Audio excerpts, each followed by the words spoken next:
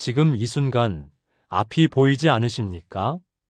어디로 가야 할지, 무엇을 해야 할지 막막하십니까? 오늘 이 말씀이 여러분에게 빛이 될 것입니다. 목사인 저도 고백합니다. 10년 전 새벽 3시 목회실에서 무릎 꿇고 울었습니다. 하나님, 제가 지금 어디로 가야 합니까? 이 어둠 속에서 한치 앞도 보이지 않습니다. 신학대학원을 졸업하고 목회를 시작한 지 5년째 되던 해였습니다. 교회는 성장하지 않았습니다. 성도들은 하나둘씩 떠났습니다. 재정은 바닥났습니다. 아내는 아이를 돌보며 파트타임으로 일해야 했습니다. 목회자로서의 정체성이 흔들렸습니다. 하나님께서 정말 저를 부르셨는지 의심이 들었습니다. 그날 밤 책상 위에 펼쳐진 성경책이 있었습니다. 시편 119편이었습니다. 눈물로 흐려진 시야 속에서 105절이 보였습니다. 주의 말씀은 내 발의 등이요 내 길의 빛이니이다. 그 순간이었습니다. 여러분, 혹시 지금 이 시간에도 어둠 속에 계신가요? 앞으로 나아가야 할지, 멈춰야 할지, 돌아서야 할지 알 수 없으신가요? 인생의 중요한 결정 앞에서 방향을 잃고 계신가요? 하나님의 뜻이 무엇인지 간절히 알고 싶으신가요? 기도해도 응답이 없는 것 같아 답답하신가요? 성경을 읽어도 내 삶과 연결되지 않는 것 같으신가요? 교회를 다니지만 여전히 삶의 방향을 찾지 못하고 계신가요? 그렇다면 오늘 이 말씀이 여러분에게 빛이 될 것입니다. 시편 119편 105절은 단순한 시적 표현이 아닙니다. 이것은 삶의 모든 영역에서 방향을 잃은 우리에게 주시는 하나님의 GPS입니다. 현대인들은 스마트폰 없이 길을 찾지 못합니다. GPS가 없으면 불안해합니다. 그런데 인생이라는 길에서는 어떻습니까? 우리는 종종 내비게이션 없이 운전하듯 살아갑니다. 감정대로, 상황대로, 남들 가는 대로 그저 따라갑니다. 그러다 깨닫습니다. 내가 원하던 곳이 아닌 전혀 다른 곳에 와 있다는 것을. 오늘 이 시간, 저는 여러분께 하나님의 말씀이 어떻게 우리 발의 등이 되고 길의 빛이 되는지 구체적으로 나누고자 합니다. 이것은 추상적인 신앙 이야기가 아닙니다. 여러분의 내일 아침, 출근길, 중요한 회의, 자녀와의 대화, 배우자와의 갈등, 사업의 결정, 진로의 선택에 직접 적용되는 실제적인 말씀입니다. 하나님의 말씀이 어떻게 우리 삶의 구체적인 순간마다 등불이 되고 빛이 되는지 함께 발견해 나가시겠습니까? 1. 말씀은 다음 한 걸음을 비추는 등불입니다. 여러분, 등불의 특징이 무엇인지 아십니까? 등불은 멀리 있는 목적지를 비추지 않습니다. 등불은 바로 다음 발걸음, 그 한 걸음만을 비춥니다. 시편 기자가 왜 발의 등이라고 했을까요? 길의 빛이라고 하지 않고 왜 먼저 발의 등이라고 했을까요? 이것이 하나님께서 우리를 인도하시는 방식이기 때문입니다. 작년에 저는 한 청년을 상담했습니다. 대학을 졸업하고 취업을 준비하는 27세 청년이었습니다. 그는 울면서 물었습니다. 목사님, 하나님께서 제 인생 전체의 계획을 보여주시지 않으시면 어떻게 한 발짝도 내디딜 수 있습니까? 30대에 무슨 일을 할지, 40대에 어디에 있을지, 누구와 결혼할지, 모든 게 확실해야 출발할 수 있지 않습니까? 여러분, 이것이 우리의 모습 아닙니까? 우리는 하나님께 인생 전체의 청사진을 요구합니다. 모든 것이 확실해야만 움직이려고 합니다. 그러나 하나님은 그렇게 인도하지 않으십니다. 잠언 3장 5, 6절을 보십시오. 너는 마음을 다하여 여호와를 신뢰하고 내 명철을 의지하지 말라. 너는 범사의 그를 인정하라 그리하면 내 길을 지도하시리라. 내 길을 지도하시리라는 말씀의 원어는 야샤르입니다. 이것은 곱게 하다, 평탄하게 하다라는 뜻입니다. 전체 길을 한 번에 보여주는 것이 아니라 한 걸음씩 곱게 만들어 주신다는 의미입니다. 그 청년에게 저는 이렇게 말했습니다. 지금 당신 앞에 놓인 한 가지 분명한 것이 무엇입니까? 하나님의 말씀이 지금 당신에게 분명히 말씀하시는 것이 무엇입니까? 그는 잠시 생각하더니 대답했습니다. 성실하게 일하라는 것입니다. 부모님을 공경하라는 것입니다. 정직하게 살아가라는 것입니다. 맞습니다. 그것이 지금 당신 발 앞에 등불입니다. 30년 후가 아니라 내일 아침 당신이 무엇을 해야 할지 보여주는 빛입니다. 6개월 후, 그 청년은 저를 찾아왔습니다. 얼굴에 평안이 가득했습니다. 목사님, 저 작은 회사에 취직했습니다. 제가 원하던 대기업은 아니지만 하나님께서 이 길로 인도하셨습니다. 매일 아침 출근하면서 성실히 일하고 정직하게 살고 동료들을 사랑하려고 노력합니다. 그런데 신기하게도 제 마음에 평안이 있습니다. 미래가 보이지 않아도 다음 한 걸음이 보입니다. 여러분, 이것이 말씀이 우리 발의 등이 되는 방식입니다. 하나님은 우리에게 인생 전체의 지도를 주시지 않습니다. 대신 다음 한 걸음을 분명하게 비춰주십니다. 에베소서 5장 15, 17절입니다.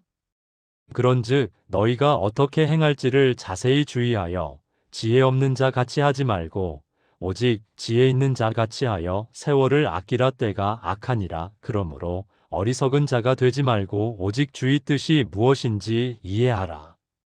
어떻게 행할지를 자세히 주의하여라는 표현을 보십시오. 이것은 먼 미래가 아니라 지금, 오늘, 이 순간의 행동을 말합니다. 지금 여러분 앞에 무엇이 놓여 있습니까? 해결해야 할 갈등이 있습니까? 내려야 할 결정이 있습니까? 용서해야 할 사람이 있습니까? 시작해야 할 일이 있습니까? 그것이 바로 하나님께서 지금 비춰주시는 등불입니다. 10년 후가 아니라 오늘 당신이 내딛어야 할 한 걸음입니다. 골로새서 3장 17절은 이렇게 말합니다. 또 무엇을 하든지 말에나 일에나 다 주 예수의 이름으로 하고 그를 힘입어 하나님 아버지께 감사하라. 무엇을 하든지입니다. 작은 일이든 큰 일이든 하나님의 말씀은 그 모든 순간의 등불이 됩니다. 사랑하는 여러분, 멀리 있는 목적지가 보이지 않아 좌절하고 계십니까? 괜찮습니다. 하나님은 다음 한 걸음만 비춰주셔도 충분하다고 말씀하십니다. 그 한 걸음을 성실히 내디드십시오. 그러면 다음 걸음이 또 비춰질 것입니다. 그렇게 한 걸음 한 걸음 나아가다 보면 어느새 목적지에 도착해 있을 것입니다. 기도하겠습니다.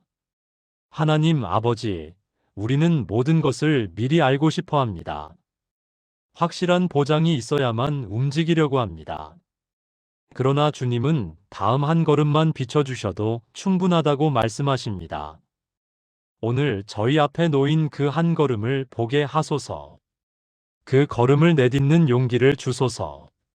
주님께서 비춰주신 그 작은 빛을 신뢰하고 순종하게 하소서. 예수님의 이름으로 기도합니다. 아멘. 여러분, 오늘 하루 주님께서 비춰주시는 다음 한 걸음을 내디드시기를 축복합니다.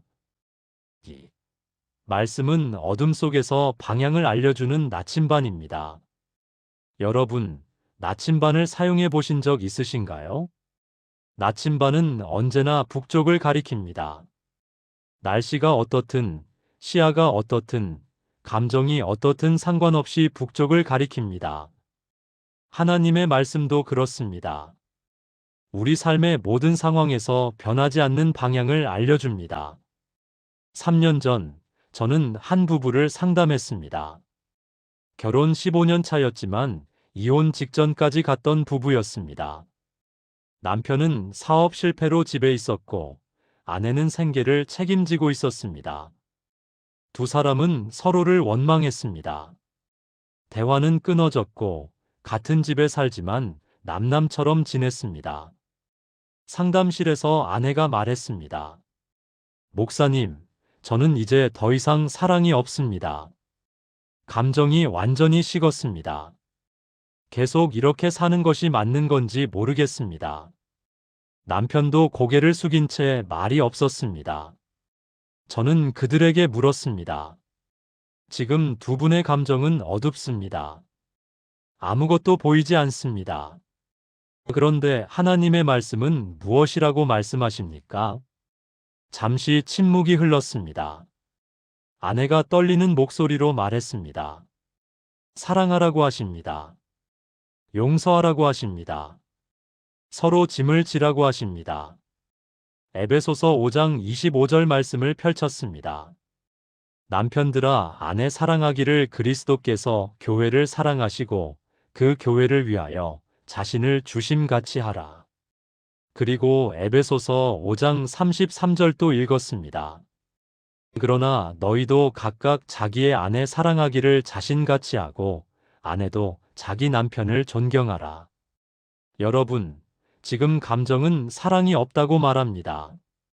상황은 계속 이렇게 살 수 없다고 말합니다.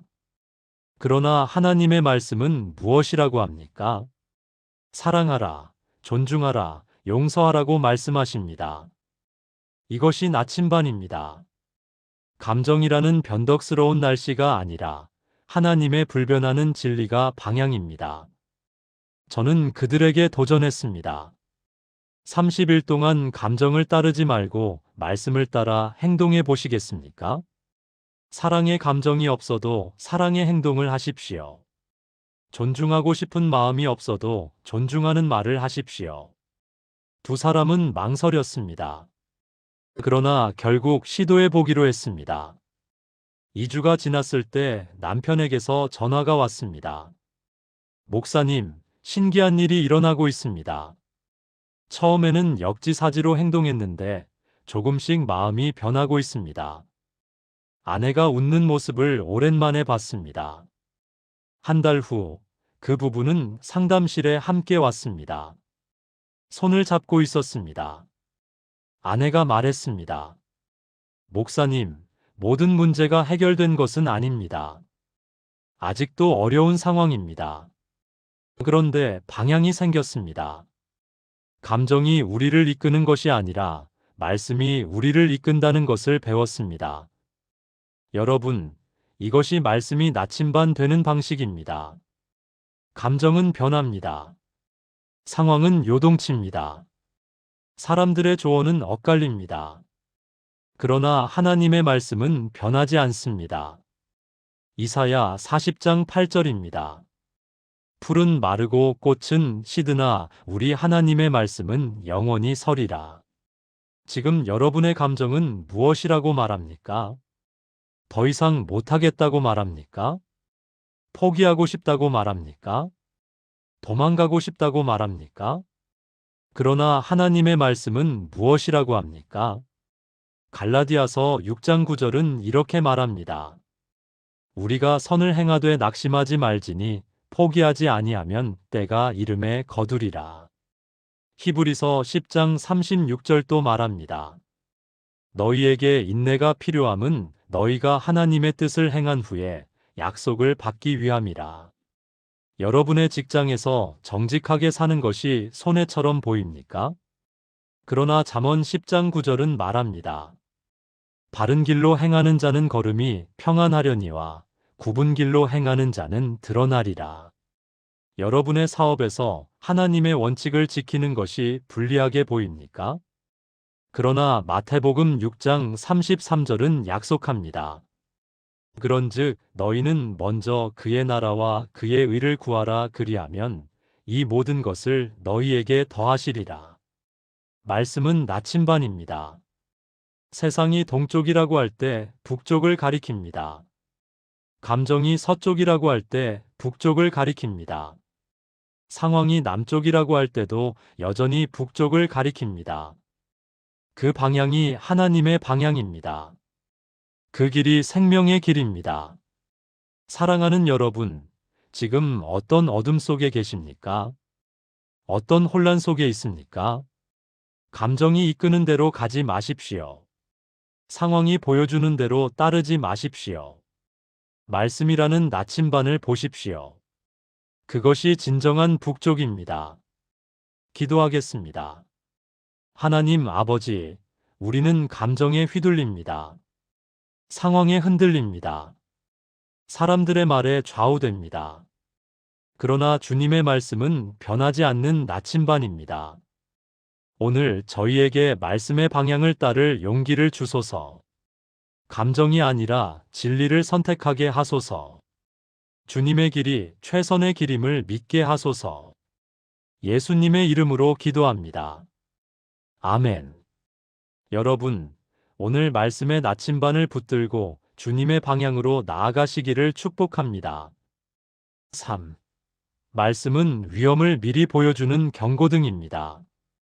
여러분, 자동차 계기판에 경고등을 본 적 있으십니까? 빨간 불이 켜지면 무언가 잘못되었다는 신호입니다. 무시하면 큰 사고로 이어질 수 있습니다. 하나님의 말씀도 그런 경고등입니다. 우리 삶에서 위험한 방향으로 가고 있을 때 미리 경고해 줍니다. 5년 전, 저는 한 사업가를 만났습니다. 40대 중반의 성공한 사업가였습니다. 회사는 번창했고, 재정적으로 여유가 있었습니다. 그런데 그는 더 큰 사업 기회를 발견했습니다. 큰 수익을 약속하는 투자 건이었습니다. 문제는 그 방법이었습니다. 법의 경계선에 있는 그레이 존이었습니다. 불법은 아니지만 윤리적으로 문제가 있을 수 있다는 조언을 들었습니다. 그는 고민 끝에 저를 찾아왔습니다. 목사님, 이것은 불법이 아닙니다. 다른 회사들도 다 하고 있습니다. 단 한 번의 기회입니다. 이걸 놓치면 평생 후회할 것 같습니다. 저는 그에게 물었습니다. 하나님의 말씀은 무엇이라고 말씀하십니까? 법적으로 문제 없다는 것과 하나님 앞에서 옳다는 것은 다릅니다. 잠언 14장 12절을 펼쳤습니다. 어떤 길은 사람이 보기에 바르나 필경은 사망의 길이니라. 그리고 잠언 16장 25절도 같은 말씀입니다. 어떤 길은 사람이 보기에 바르나 필경은 사망의 길이니라. 하나님께서 이 말씀을 2번이나 반복하신 이유가 있습니다. 사람의 눈에는 바르게 보이는 길이 실제로는 파멸의 길일 수 있다는 경고입니다. 형제님, 지금 이것이 사람의 눈에는 좋은 기회로 보입니다. 수익성도 있고 불법도 아니고 다른 사람들도 하고 있습니다. 그러나 하나님의 말씀은 지금 경고등을 켜고 있지 않습니까? 그는 잠시 침묵했습니다. 솔직히 말하면 그는 이미 답을 알고 있었습니다. 양심이 불편했고 기도할 때 평안이 없었습니다. 그러나 탐욕이 그 경고를 무시하라고 속삭였습니다. 디모데전서 6장 9, 10절을 읽어주었습니다. 부하려 하는 자들은 시험과 올무와 여러 가지 어리석고 해로운 욕심에 떨어지나니 곧 사람으로 파멸과 멸망에 빠지게 하는 것이라 돈을 사랑함이 일만 악의 뿌리가 되나니 이것을 탐내는 자들은 미혹을 받아 믿음에서 떠나 많은 근심으로써 자기를 찔렀도다. 형제님, 이것은 돈의 문제가 아닙니다. 순종의 문제입니다. 하나님의 경고를 따를 것인가, 아니면 내 욕심을 따를 것인가의 문제입니다. 그는 3일을 기도했습니다. 그리고 그 기회를 포기했습니다. 쉬운 결정은 아니었습니다.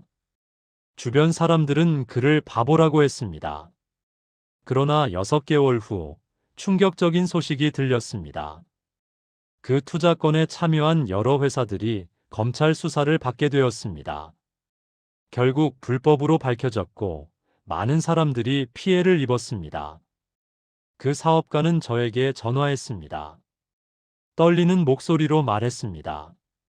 목사님, 하나님께서 저를 구해주셨습니다. 말씀이 경고등이었습니다.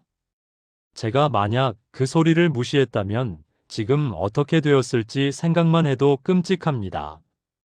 여러분, 지금 여러분 삶에서 어떤 경고등이 켜져 있습니까? 양심이 불편한데도 계속 진행하려는 일이 있습니까? 기도할 때 평안이 없는데도 합리화하고 있는 결정이 있습니까? 말씀을 읽을 때 찔림이 있는데도 무시하려는 생활 패턴이 있습니까? 그것이 바로 하나님의 경고등입니다.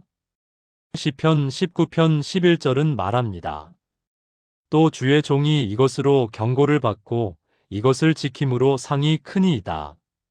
하나님의 말씀은 우리를 규제하려는 것이 아닙니다. 보호하려는 것입니다. 부모가 어린아이에게 뜨거운 것 만지지 말라고 하는 것처럼 말입니다. 그것은 사랑의 경고입니다. 생명을 지키는 경고입니다. 잠언 6장 23절입니다. 대저 명령은 등불이요 법은 빛이요 훈계의 책망은 곧 생명의 길이라. 생명의 길이라고 했습니다. 하나님의 경고를 따르는 것이 생명으로 가는 길입니다. 여러분, 혹시 지금 이런 생각을 하고 계십니까? 이 정도는 괜찮겠지. 다른 사람들도 다 하는데. 한 번쯤은 괜찮을 거야. 조심하십시오.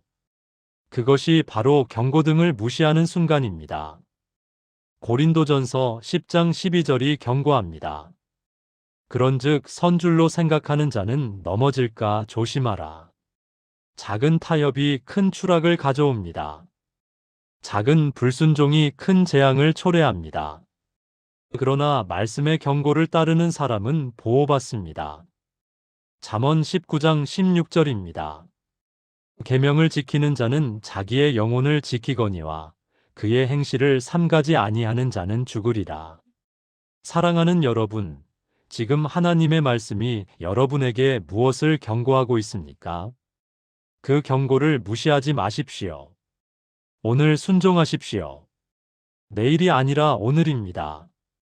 그것이 생명의 길입니다. 기도하겠습니다. 하나님 아버지, 주님의 말씀은 우리를 규제하려는 것이 아니라 보호하려는 사랑의 경고입니다. 그러나 우리는 종종 그 경고를 무시하고 우리 뜻대로 가려고 합니다. 오늘 저희 마음에 켜진 경고등을 보게 하소서. 양심의 소리, 말씀의 찔림, 기도의 불편함을 무시하지 않게 하소서. 작은 순종이 큰 보호를 가져온다는 것을 믿게 하소서. 예수님의 이름으로 기도합니다. 아멘. 여러분, 오늘 하나님의 경고에 순종하는 지혜로운 선택을 하시기를 축복합니다. 4. 말씀은 목적지를 확신시키는 약속입니다.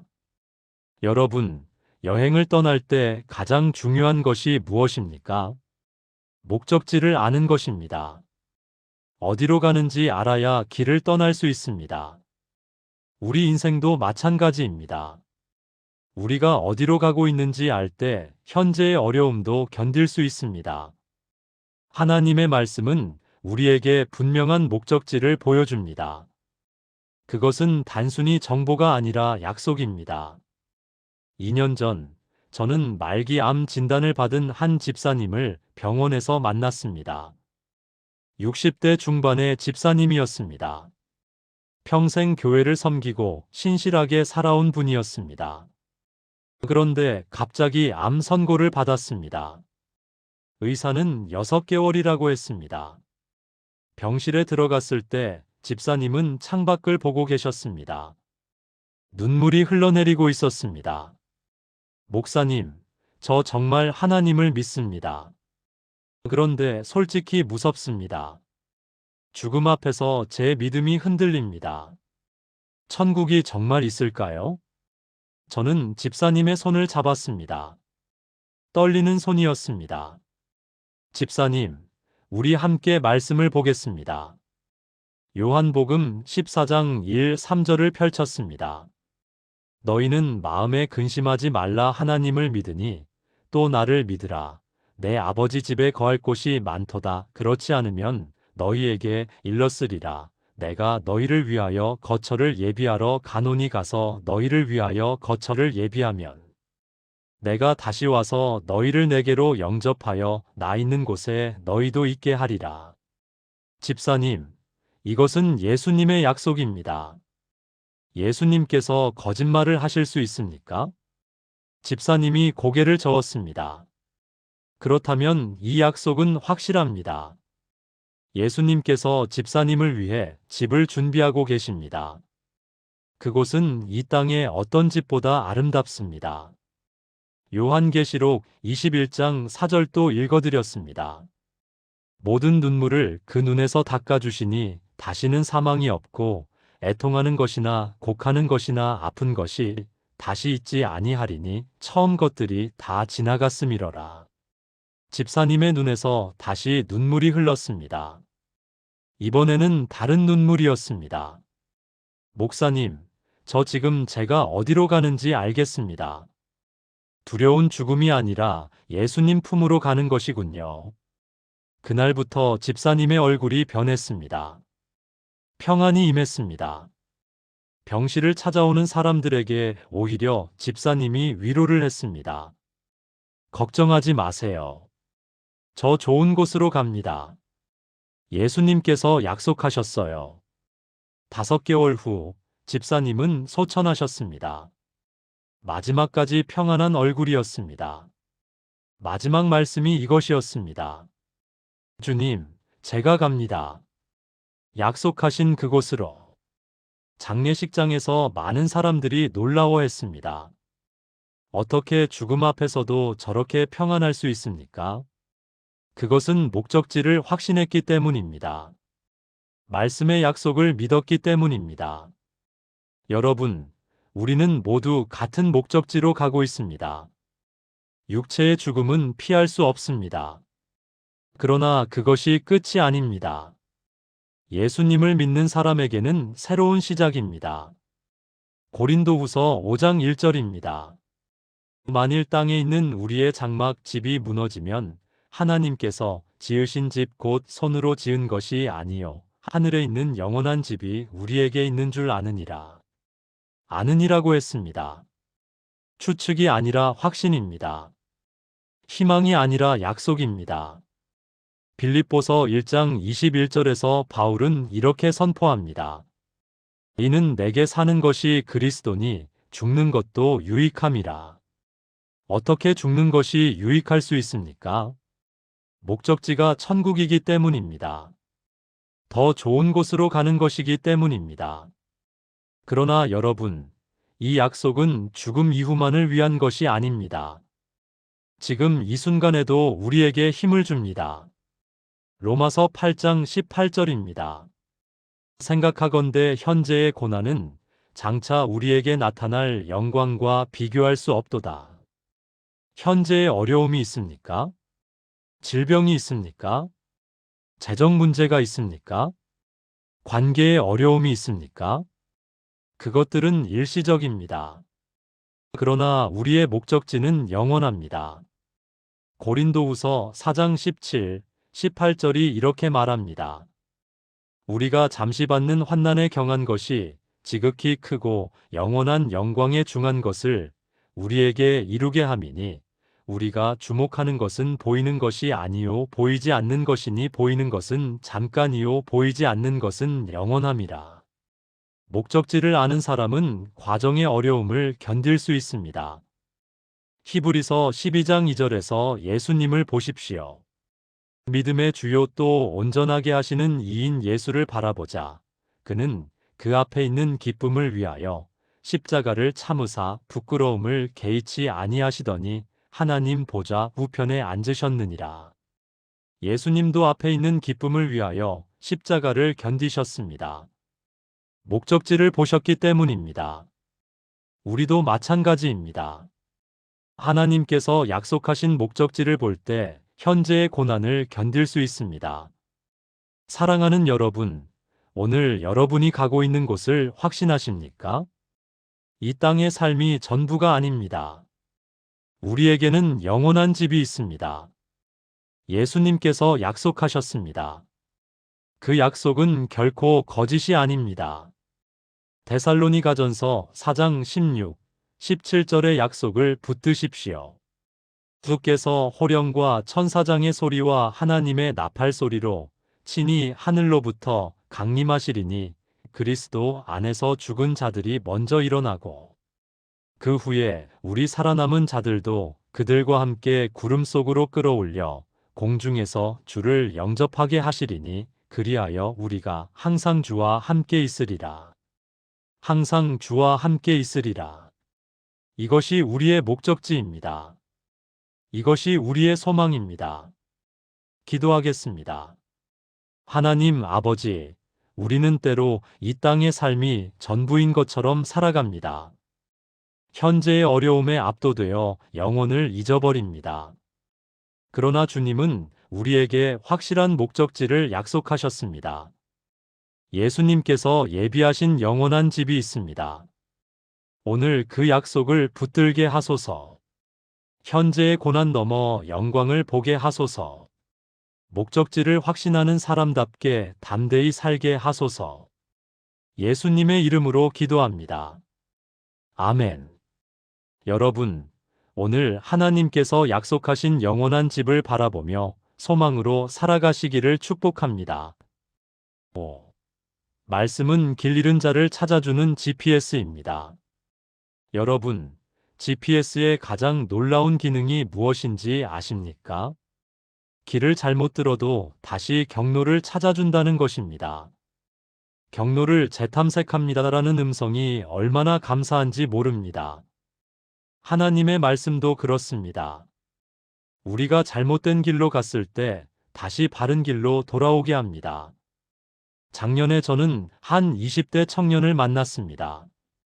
대학을 졸업하고 좋은 직장에 다니던 청년이었습니다. 그런데 그는 점점 세상의 방식대로 살기 시작했습니다. 주말에는 술과 유흥에 빠졌습니다. 교회는 한 달에 한 번 나올까 말까 했습니다. 직장에서는 거짓말과 편법을 배웠습니다. 다들 이렇게 산다는 것이 그의 변명이었습니다. 그렇게 2년이 흘렀습니다. 어느 날 그는 공허함을 느꼈습니다. 돈도 벌고 친구도 많고 재미있는 일도 많았지만 마음이 텅 비어 있었습니다. 밤에 혼자 있으면 불안했습니다. 술을 마셔도 외로움이 사라지지 않았습니다. 어느 주일 아침, 그는 오랜만에 교회에 나왔습니다. 그날 설교 본문이 누가복음 15장 탕자의 비유였습니다. 아버지여 내가 하늘과 아버지께 죄를 지었사오니 지금부터는 아버지의 아들이라 일컬음을 감당하지 못하겠나이다. 그 말씀이 심장을 찔렀습니다. 자신의 모습이 보였습니다. 아버지의 집을 떠나 돼지우리에서 살고 있는 탕자였습니다. 설교가 끝난 후 그는 목회실로 찾아왔습니다. 목사님, 저 길을 잃었습니다. 제가 어디로 가고 있는지 모르겠습니다. 다시 돌아갈 수 있을까요? 저는 그에게 시편 119편 176절을 보여주었습니다. 나는 잃어버린 양같이 방황하오니 주의 종을 찾으소서. 내가 주의 계명을 잊지 아니함이니이다. 다윗도 길을 잃었습니다. 그러나 그는 하나님께 나를 찾아주소서라고 기도했습니다. 하나님은 길 잃은 양을 찾으시는 목자이십니다. 에스겔 34장 16절을 펼쳤습니다. 그 잃어버린 자를 내가 찾으며 쫓기는 자를 내가 돌아오게 하며 상한 자를 내가 싸매주며 병든 자를 내가 강하게 하려니와. 보십시오. 하나님께서 약속하십니다. 잃어버린 자를 찾으신다고. 쫓기는 자를 돌아오게 하신다고. 그 청년의 눈에서 눈물이 흘렀습니다. 정말 저 같은 사람도 돌아갈 수 있습니까? 저는 고의로 하나님을 떠났습니다. 다 알면서도 죄를 지었습니다. 저는 요한일서 1장 9절을 보여주었습니다. 만일 우리가 우리 죄를 자백하면 그는 미쁘시고 의로우사 우리 죄를 사하시며 우리를 모든 불의에서 깨끗하게 하실 것이요. 하나님은 신실하십니다. 우리가 돌아오면 반드시 받아주십니다. 단, 진심으로 회개해야 합니다. 그날 우리는 함께 무릎 꿇고 기도했습니다. 그 청년은 통곡하며 회개했습니다. 하나님, 제가 잘못했습니다. 제가 아버지를 떠났습니다. 다시 돌아오게 해주세요. 6개월이 지났습니다. 그 청년은 완전히 변했습니다. 술을 끊었습니다. 매주 교회에 나왔습니다. 새벽 기도회에도 참석했습니다. 직장에서 정직하게 일했습니다. 그는 저에게 말했습니다. 목사님, 말씀이 저를 다시 찾아주었습니다. GPS처럼 경로를 재탐색합니다라고 말해주었습니다. 지금 제 삶은 완전히 다릅니다. 여러분, 혹시 지금 길을 잃었다고 느끼십니까? 하나님을 떠나 살고 있습니까? 죄 가운데 있습니까? 돌아갈 수 없다고 생각하십니까? 아닙니다. 하나님은 지금도 여러분을 찾고 계십니다. 누가복음 15장 4절에서 예수님께서 말씀하십니다. 너희 중에 어떤 사람이 양 100마리가 있는데 그 중에 하나를 잃으면 99마리를 들에 두고 그 잃은 것을 찾아내기까지 찾아다니지 아니하겠느냐. 하나님은 잃어버린 한 마리 양을 포기하지 않으십니다. 찾아내기까지 찾으십니다. 여러분이 바로 그 한 마리입니다. 예레미야 29장 13절의 약속을 보십시오. 너희가 온 마음으로 나를 구하면 나를 찾을 것이요 나를 만나리라. 조건이 무엇입니까? 온 마음으로 구하는 것입니다. 진심으로 돌아오려는 마음입니다. 하나님은 그런 사람을 결코 거절하지 않으십니다. 이사야 55장 7절입니다. 악인은 그의 길을, 불의한 자는 그의 생각을 버리고 여호와께로 돌아오라 그리하면 그가 긍휼히 여기시리라. 우리 하나님께로 돌아오라. 그가 너그럽게 용서하시리라. 너그럽게 용서하시리라는 표현을 보십시오. 하나님의 용서는 인색하지 않습니다. 풍성하고 너그럽습니다. 욥기 33장 29, 30절도 선포합니다. 하나님이 사람에게 이 모든 일을 재삼행하심은 그의 영혼을 멸망에서 건져 내사 생명의 빛으로 그를 비추려 하심이니라. 제3이라고 했습니다. 한 번, 두 번, 세 번. 계속해서 기회를 주십니다. 사랑하는 여러분, 지금이 바로 그 기회입니다. 길을 잃었다면 오늘 돌아오십시오. 하나님의 말씀이라는 GPS가 여러분을 기다립니다. 경로를 재탐색합니다. 집으로 돌아가는 길을 안내합니다. 그 음성이 지금 들리지 않습니까? 늦지 않았습니다. 오늘이 바로 그날입니다. 기도하겠습니다. 하나님 아버지, 우리는 때로 길을 잃습니다. 고의로 주님을 떠나기도 하고 실수로 길을 벗어나기도 합니다. 그러나 주님은 잃어버린 양을 찾으시는 선한 목자이십니다. 오늘 길을 잃은 사람들이 주님께로 돌아오게 하소서. 주님의 말씀이 그들을 다시 찾아주게 하소서. 진심으로 회개하는 자를 반드시 받아주시는 주님을 찬양합니다. 예수님의 이름으로 기도합니다. 아멘. 여러분, 오늘 하나님께로 돌아오는 결단을 하시기를 축복합니다. 6. 말씀은 어둠을 몰아내는 빛입니다. 여러분, 빛이 들어오면 어둠은 자동으로 사라집니다. 빛과 어둠은 공존할 수 없습니다. 하나님의 말씀도 그렇습니다. 말씀이 우리 마음에 들어오면 어둠이 물러갑니다. 3년 전, 저는 우울증으로 고생하는 한 자매를 상담했습니다. 30대 후반의 직장인이었습니다. 겉으로는 성공한 사람처럼 보였습니다. 좋은 직장, 안정된 수입, 남부러울 것 없는 생활이었습니다. 그러나 그녀의 내면은 깊은 어둠에 쌓여 있었습니다. 목사님, 저는 매일 아침 일어나는 것이 고통입니다. 왜 사는지 모르겠습니다. 모든 것이 무의미합니다. 아무도 저를 이해하지 못합니다. 그녀는 심리 상담도 받았고 약도 먹었지만 나아지지 않았습니다. 저는 그녀에게 한 가지 제안을 했습니다. 자매님, 30일 동안 매일 아침 시편 한 편씩 소리내어 읽어보시겠습니까? 단순히 읽는 것이 아니라 선포하듯이 읽으십시오. 그녀는 반신반의했습니다. 그게 효과가 있을까요? 이미 성경도 읽어봤는데 아무 변화가 없었습니다. 자매님, 이번에는 다릅니다. 하나님의 말씀이 빛이라는 것을 믿고 읽으십시오. 빛이 어둠을 몰아낸다는 것을 기대하며 읽으십시오. 요한복음 1장 5절을 보여드렸습니다.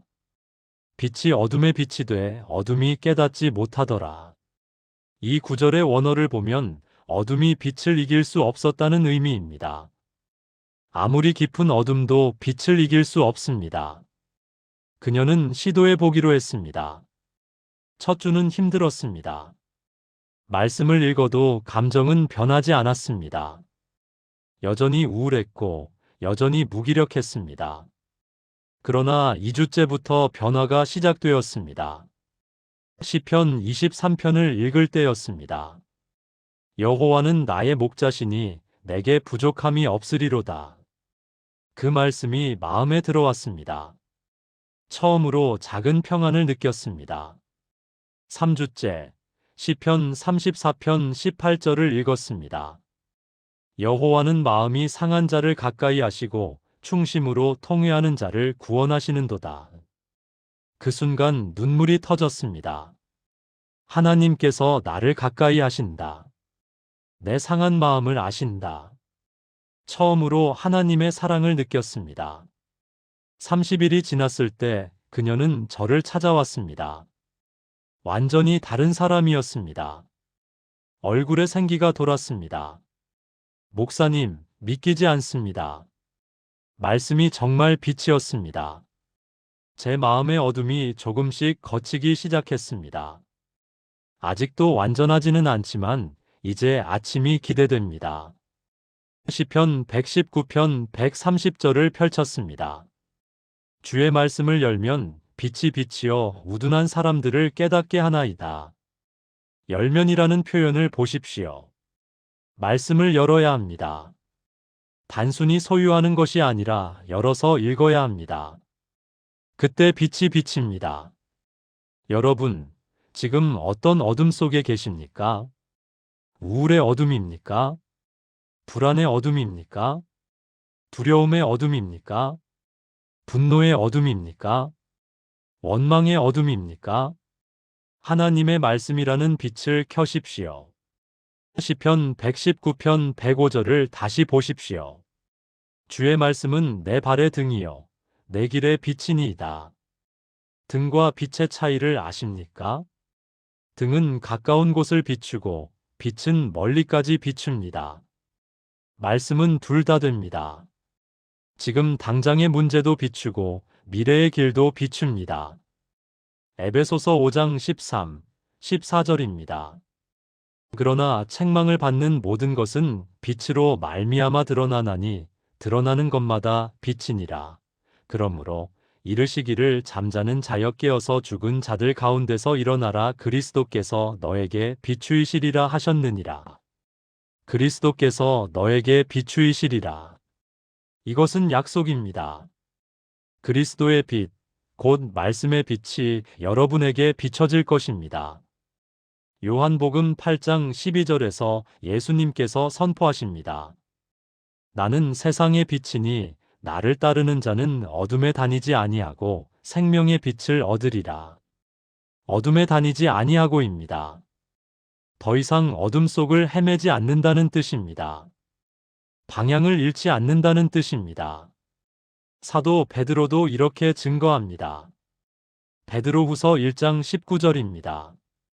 또 우리에게는 더 확실한 예언이 있어 어두운 데를 비추는 등불 같으니 날이 새어 샛별이 너희 마음에 떠오르기까지 너희가 이것을 주의하는 것이 옳으니라. 어두운 데를 비추는 등불 같으니 지금 여러분의 상황이 아무리 어두워도 말씀은 빛입니다. 사랑하는 여러분, 오늘 말씀의 빛을 켜십시오. 성경을 펼치십시오. 소리내어 읽으십시오. 선포하십시오. 믿음으로 받아들이십시오. 그러면 어둠이 물러갈 것입니다. 기도하겠습니다. 하나님 아버지, 주님의 말씀은 어둠을 몰아내는 빛입니다. 그러나 우리는 때로 어둠 속에 머물기를 선택합니다. 말씀을 읽지 않고 믿지 않고 순종하지 않습니다. 오늘 저희가 말씀의 빛을 켜게 하소서. 매일 말씀을 읽고 묵상하고 순종하게 하소서. 그리하여 우리 삶의 모든 어둠이 물러가게 하소서. 예수님의 이름으로 기도합니다. 아멘. 여러분, 오늘 말씀의 빛 가운데 걸어가시기를 축복합니다. 7. 말씀은 승리를 보장하는 무기입니다. 여러분, 전쟁에서 가장 중요한 것이 무엇입니까? 무기입니다. 아무리 용감한 군인도 무기가 없으면 싸울 수 없습니다. 우리의 신앙생활도 영적 전쟁입니다. 그리고 하나님께서 우리에게 주신 가장 강력한 무기가 바로 말씀입니다. 에베소서 6장 17절을 보십시오. 구원의 투구와 성령의 검 곧 하나님의 말씀을 가지라. 말씀을 성령의 검이라고 표현했습니다. 검은 공격 무기입니다. 방어만 하는 것이 아니라 대적을 물리치는 무기입니다. 저는 10년 전에 강한 영적 공격을 받았습니다. 목회 7년 차였는데 갑자기 모든 것이 무너지는 것 같았습니다. 교회 안에 분쟁이 일어났습니다.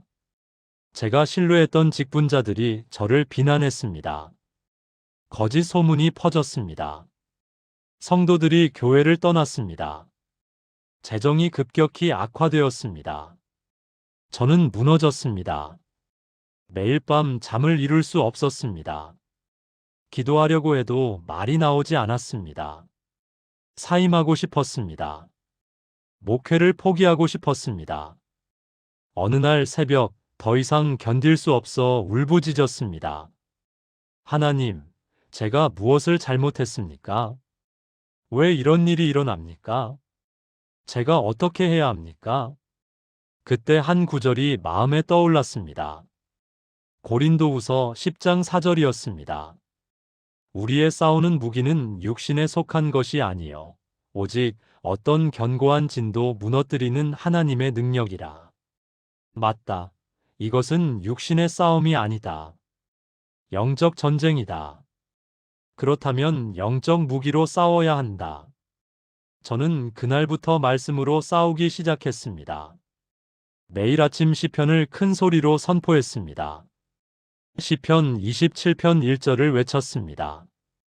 여호와는 나의 빛이요 나의 구원이시니 내가 누구를 두려워하리요. 여호와는 내 생명의 능력이시니 내가 누구를 무서워하리요. 시편 91편도 선포했습니다. 지존자의 은밀한 곳에 거주하며 전능자의 그늘 아래에 사는 자여 나는 여호와를 향하여 말하기를 그는 나의 피난처요 나의 요새요 내가 의뢰하는 하나님이라 하리니. 처음에는 아무 변화가 없었습니다. 상황은 여전히 악화되었습니다. 그러나 저는 계속 말씀을 선포했습니다. 로마서 8장 31절을 외쳤습니다. 그런즉 이 일에 대하여 우리가 무엇이라 하리요 만일 하나님이 우리를 위하시면 누가 우리를 대적하리요. 로마서 8장 37절도 선포했습니다. 그러나 이 모든 일에 우리를 사랑하시는 이로 말미암아 우리가 넉넉히 이기느니라. 3개월이 지났습니다. 기적이 일어나기 시작했습니다. 진실이 밝혀졌습니다. 거짓 소문을 퍼뜨렸던 사람들이 스스로 교회를 떠났습니다. 남아있던 성도들이 더 단단해졌습니다. 새로운 성도들이 등록했습니다. 재정이 회복되기 시작했습니다. 6개월 후 교회는 오히려 더 강해져 있었습니다. 저는 그때 깨달았습니다. 말씀은 정말 검이구나. 영적 대적을 물리치는 무기구나. 여러분도 예수님의 모습을 보십시오. 마태복음 4장에서 예수님께서 광야에서 시험 받으실 때 어떻게 대응하셨습니까? 3번의 시험마다 기록되었으되라고 말씀하시며 성경 말씀으로 대적하셨습니다. 그러자 마귀가 물러갔습니다. 이것이 우리의 모델입니다. 시험이 올 때, 공격이 있을 때 말씀으로 대응하는 것입니다. 야고보서 4장 7절은 약속합니다.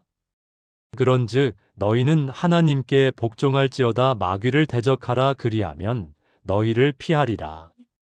어떻게 마귀를 대적합니까? 말씀으로 대적하는 것입니다. 베드로전서 5장 8, 9절도 말합니다. 근신하라 깨어라 너희 대적 마귀가 우는 사자같이 두루다니며 삼킬 자를 찾나니 너희는 믿음을 굳건하게 하여 그를 대적하라. 믿음을 굳건하게 하여. 무엇으로 믿음을 굳건하게 합니까? 로마서 10장 17절입니다. 그러므로 믿음은 들음에서 나며 들음은 그리스도의 말씀으로 말미암았느니라. 말씀을 들을 때 믿음이 생깁니다. 그 믿음으로 대적을 물리칩니다. 사랑하는 여러분, 지금 어떤 영적 공격을 받고 계십니까? 두려움의 공격입니까? 의심의 공격입니까? 낙심의 공격입니까? 유혹의 공격입니까? 원망의 공격입니까? 말씀의 검을 들으십시오. 소리내어 선포하십시오. 여호와는 나의 빛이요 나의 구원이시니 내가 누구를 두려워하리요. 나를 사랑하시는 이로 말미암아 우리가 넉넉히 이기느니라. 만일 하나님이 우리를 위하시면 누가 우리를 대적하리요. 이것이 영적 전쟁에서 싸우는 방법입니다. 히브리서 4장 12절을 보십시오. 하나님의 말씀은 살아있고 활력이 있어 좌우의 날선 어떤 검보다도 예리하여 혼과 영과 및 관절과 골수를 찔러 쪼개기까지 하며 또 마음의 생각과 뜻을 판단하나니. 살아있고 활력이 있어. 말씀은 죽은 글자가 아닙니다. 살아서 역사하는 능력입니다. 좌우의 날선 어떤 검보다도 예리하여. 말씀은 가장 강력한 무기입니다. 어떤 대적도 이길 수 없습니다. 요한계시록 12장 11절에서 승리의 비결을 말합니다. 또 우리 형제들이 어린 양의 피와 자기들이 증언하는 말씀으로써 그를 이겼으니 그들은 죽기까지 자기들의 생명을 아끼지 아니하였도다. 자기들이 증언하는 말씀으로써 말씀을 선포하는 것이 승리의 무기입니다. 사랑하는 여러분, 두려워하지 마십시오. 여러분에게는 무기가 있습니다. 하나님의 말씀이라는 강력한 무기가 있습니다. 그것을 들고 담대히 나아가십시오. 승리는 이미 보장되었습니다. 기도하겠습니다. 하나님 아버지, 우리는 영적 전쟁 가운데 있습니다. 대적이 우리를 공격합니다. 그러나 주님께서 우리에게 강력한 무기를 주셨습니다. 성령의 검 곧 하나님의 말씀입니다. 오늘 저희가 이 무기를 들게 하소서. 두려움 대신 담대함으로, 의심 대신 믿음으로, 낙심 대신 소망으로 무장하게 하소서. 말씀을 선포할 때 모든 대적이 물러가게 하소서. 승리는 이미 보장되었음을 믿게 하소서. 예수님의 이름으로 기도합니다. 아멘. 여러분, 오늘 말씀의 검을 들고 승리하시기를 축복합니다. 사랑하는 하늘 아버지, 오늘 이 시간 주님의 말씀 앞에 서게 하심을 감사드립니다. 주님의 말씀은 우리 발의 등이요, 우리 길의 빛이십니다. 다음 한 걸음을 비추시고 어둠 속에서 방향을 알려주시고 위험을 미리 경고해 주시고 목적지를 확신시켜 주시고 길 잃은 자를 찾아주시고 어둠을 몰아내시고 승리를 보장해 주시는 주님의 말씀을 찬양합니다. 아버지, 오늘 이 말씀을 들은 모든 분들이 단순히 듣는 것으로 끝나지 않게 하소서. 말씀을 삶으로 살아내게 하소서. 매일 아침 말씀을 펼치게 하소서. 소리내어 읽게 하소서. 묵상하게 하소서. 순종하게 하소서. 말씀이 우리 마음에 가득하게 하소서. 말씀이 우리 입에서 떠나지 않게 하소서. 말씀이 우리 발걸음을 인도하게 하소서. 지금 이 순간에도 어둠 속에서 방황하는 분들이 있다면 말씀의 빛으로 찾아주소서. 길을 잃고 헤매는 분들이 있다면 말씀의 GPS로 인도해 주소서. 영적 공격을 받고 있는 분들이 있다면 말씀의 검으로 승리하게 하소서. 미래가 불안한 분들이 있다면 말씀의 약속으로 확신을 주소서. 위험한 선택 앞에 있는 분들이 있다면 말씀의 경고로 보호해 주소서. 우울과 두려움에 갇힌 분들이 있다면 말씀의 빛으로 자유케 하소서. 다음 걸음을 내딛지 못하는 분들이 있다면 말씀의 등불로 한 걸음을 보여주소서. 아버지, 우리는 연약합니다. 감정에 휘둘리고 상황에 흔들리고 두려움에 얽매입니다. 그러나 주님의 말씀은 변하지 않습니다. 하늘과 땅은 없어져도 주님의 말씀은 영원히 서 있습니다. 그 말씀을 붙들게 하소서. 그 말씀에 우리의 인생을 거게 하소서. 말씀대로 사는 삶이 가장 지혜로운 삶임을 날마다 체험하게 하소서. 말씀을 따를 때 주님께서 예비하신 길로 가게 됨을 경험하게 하소서. 오늘 이 시간 이후 우리의 삶이 달라지게 하소서. 말씀을 사랑하는 사람이 되게 하소서. 말씀을 묵상하는 사람이 되게 하소서. 말씀에 순종하는 사람이 되게 하소서. 말씀으로 승리하는 사람이 되게 하소서. 그리하여 우리의 삶을 통해 주님께 영광 돌리게 하소서. 예수 그리스도의 이름으로 기도드립니다. 아멘.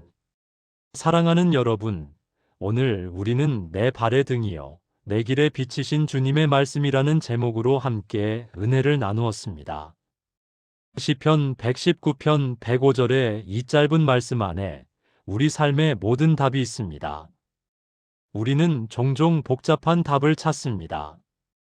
더 많은 정보, 더 좋은 조언, 더 확실한 보장을 원합니다. 그러나 하나님께서는 이미 답을 주셨습니다. 바로 말씀입니다. 오늘 이 시간 이후 여러분의 삶이 달라지기를 기도합니다. 말씀을 대하는 태도가 달라지기를 기도합니다. 이제는 말씀이 단순히 읽는 책이 아니라 살아가는 지침이 되기를 바랍니다. 매일 아침 일어나서 가장 먼저 할 일이 무엇입니까? 스마트폰을 확인하는 것입니까? 뉴스를 보는 것입니까? 소셜미디어를 확인하는 것입니까? 아닙니다. 성경을 펼치는 것입니다. 말씀으로 하루를 시작하는 것입니다. 그것이 등불을 켜는 것입니다. 그것이 길의 빛을 확보하는 것입니다. 중요한 결정 앞에 섰을 때 가장 먼저 할 일이 무엇입니까? 전문가의 조언을 구하는 것도 좋습니다. 주변 사람들의 의견을 듣는 것도 필요합니다. 그러나 가장 먼저 할 일은 하나님께 물어보는 것입니다. 말씀을 통해 하나님의 뜻을 구하는 것입니다. 어려움이 닥쳤을 때 가장 먼저 할 일이 무엇입니까? 불평하는 것이 아닙니다. 포기하는 것이 아닙니다. 도망가는 것이 아닙니다. 말씀을 붙드는 것입니다. 하나님의 약속을 선포하는 것입니다. 말씀에 검을 드는 것입니다. 여러분, 기억하십시오. 말씀은 장식품이 아닙니다. 책꽂이에 꽂아두는 책이 아닙니다. 가끔 필요할 때 참고하는 자료가 아닙니다. 말씀은 우리 삶의 중심입니다. 매 순간의 지침입니다. 모든 결정의 기준입니다. 시편 1편 2, 3절의 복된 사람을 보십시오. 오직 여호와의 율법을 즐거워하여 그의 율법을 주야로 묵상하는도다. 그는 시냇가에 심은 나무가 철을 따라 열매를 맺으며 그 잎사귀가 마르지 아니함 같으니 그가 하는 모든 일이 다 형통하리로다. 주야로 묵상하는도다. 이것이 핵심입니다. 가끔이 아니라 항상입니다. 필요할 때만이 아니라 언제나입니다. 그런 사람이 형통합니다. 그런 사람의 삶에 열매가 맺힙니다. 오늘 이 자리에서 결단하시기를 권면합니다. 나는 매일 말씀을 읽겠습니다. 나는 말씀을 묵상하겠습니다. 나는 말씀에 순종하겠습니다. 이것이 가장 지혜로운 선택입니다. 이것이 가장 확실한 투자입니다. 이것이 가장 안전한 길입니다.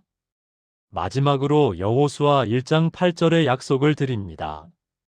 이 율법책을 내 입에서 떠나지 말게 하며 주야로 그것을 묵상하여 그 안에 기록된 대로 다 지켜 행하라. 그리하면 내 길이 평탄하게 될 것이며 내가 형통하리라.